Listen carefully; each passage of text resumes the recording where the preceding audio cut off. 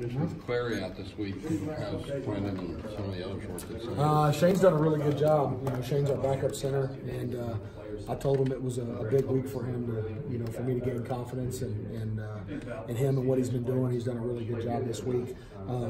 Got Bo back in there playing some center too. Just making sure I keep that depth going. He's done a really good job this week with Ty out. So really happy with the way they practice. Hadn't been perfect, but they're out there competing. So are you optimistic Ty will be back next week and be ready to go for you? I am. I don't expect him to miss, and he's one of those guys that he doesn't expect to miss either. So I wasn't mad at him because he was in a yellow jersey this week. He's taken every rep with the ones since camp started, and that's a lot of pounding, a lot of beating, and so you know what, for him to get a little bit of time off, as much as we need practice, he's had plenty of reps to where I'm not worried. I was able to get Shane some good reps this week. So. How's Colton doing? Because I know he's had the foot issue. I guess he had concussion protocol. Is he just the guy you're kind of careful with during the Very careful with. Yeah, I mean, you know, he's a veteran. He helps Ty a lot too out there. He sees a lot. He understands the pressure plan. So he's a guy that's very valuable to me to have on the field on Saturdays. Kind of treat him a little bit like a pro, and he does a great job in meeting rooms, taking notes and understand what we're doing. So he's definitely a guy that we know that we're going to usually get those Tuesday, Wednesday practices with him. We know he may be out on Sunday, and we'll get him going from there. But he's a high mileage guy, and he doesn't do us any good when he can't play. So we're going to take care of him a little bit. And those guys like Winkle and Tuck, I guess, are getting some extra reps this week. Yeah, playing like you said. To me, this was the perfect time to get a bye week. You know, obviously, you'd love to have the record a little bit different, but I think the guys are still hungry. I want to keep building my depth so I can play more than just 5 guys, and that's their challenge. They got to give me confidence to play them. So if they want to get on the field, this is a great week to earn it. Guys playing some different spots, but also guys solidifying their second team spot, and hopefully maybe some of them third team guys trying to travel, get on the bus a little bit. So this was a big week for that second and third group. So. How is Dylan, you know, the other freshman? Rathke? Yeah, all of them. Yeah. Dylan's a freshman. You know, Dylan reminds me a lot of me as a freshman. Just, you know, things are spinning a little bit. He's gotten a lot better. I think once school started, getting out of that camp's tough as a freshman. But he's handled it well, and really happy to have him. You know, he's a guy that he needs a lot of reps, a lot of practice time, but he's done nothing but attack it and get better each day. Brady, you know, that guy, he's a guy you got to tell whoa and not go. He's always playing fast. He's got great feet. He's what we thought he was. You know, I thought he's actually done a little bit better than I thought he would. There's a reason why he's traveling. The reason why he has an opportunity to possibly play this year is because he's physical, he plays fast, and he's smart. What's really impressed you the most with Ricky Stromberg and being able to step in? I mean, he joked with us before the season started. He just kind of wanted to come in, thought he'd redshirt and learn some, and here he is. Man, he has blown me away. Obviously, he's a still freshman, and we're not going to pat him on the butt too much, but he plays, and his mentality is bigger than a freshman. Like, I know he says he does get nervous and all that, but I remember the first time when I told him, hey, you're starting against Ole Miss. Like, okay, I got to go to class. You know, it was just like that, very nonchalant. And I looked at mods and my GA, and I'm like, God, that was just like, okay, cool, I got to go. You know, and that's kind of, so just his poise, the kid can just play, man, and I can't wait to see him at 300 pounds. You know, I'm always worried going into games because he is a little bit lighter, but he plays so heavy, and we've given him some different things to help counteract him being a little light and different things, and he's plays with great leverage. He has great balance, great feet.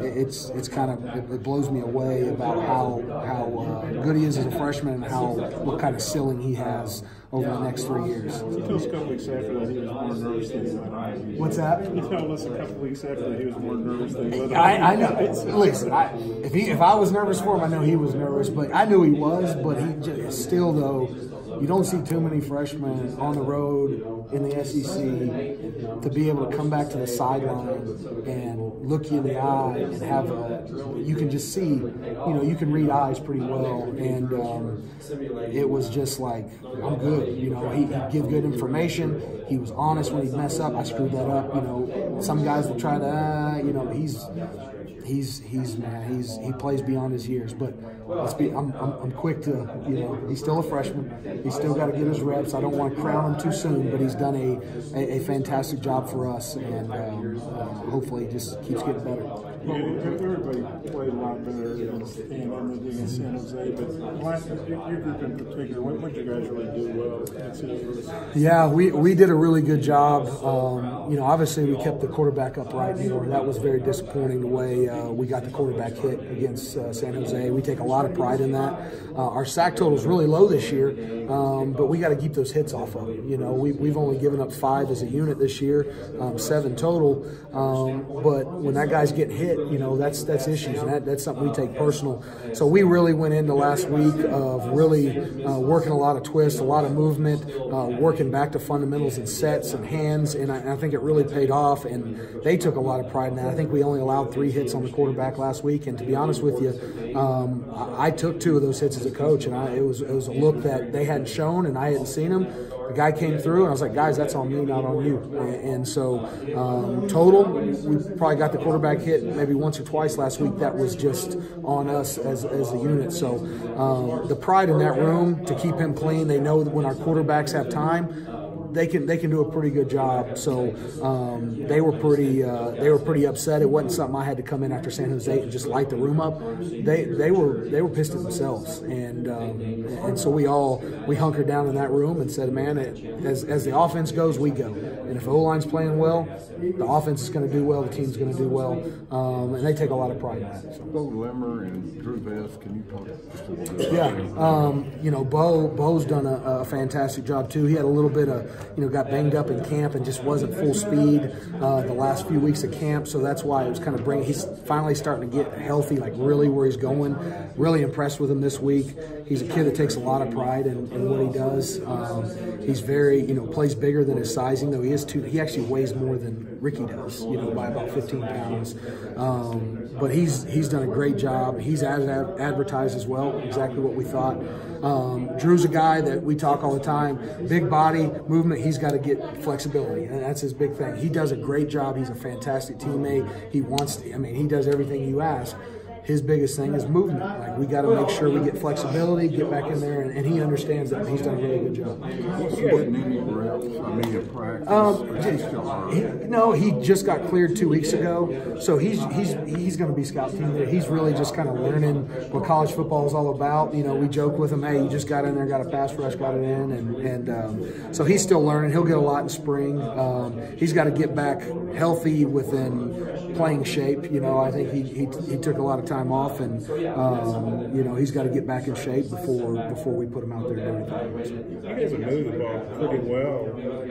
Had some bogged down times in the red zone. Some of that's picks, which obviously that's not necessarily offensive line. But what do you think about your all's red zone production? Maybe what do you need to do to get better? Obviously on paper, it's not what we want. We don't want field goals. We want to make sure we score. So it's not for of lack of study, a lack of scheme. We're just not executing down there, or it's always something. Whether it's it's either we miss something or somebody else misses something, or we drop something or throw a pick. It's always we're just not firing sometimes down there. Now sometimes we do, and we just don't get it done. But that's definitely something that we take a lot of pride in, is our red zone scoring, and it hasn't been what we wanted. But we definitely know, and it's something that we study a lot and work to scheme it up every week. So we know we got to be better down there. We know we got to have scores down there. We can't throw picks, obviously. We can't give up hits on the quarterback. We can't get pressure down there.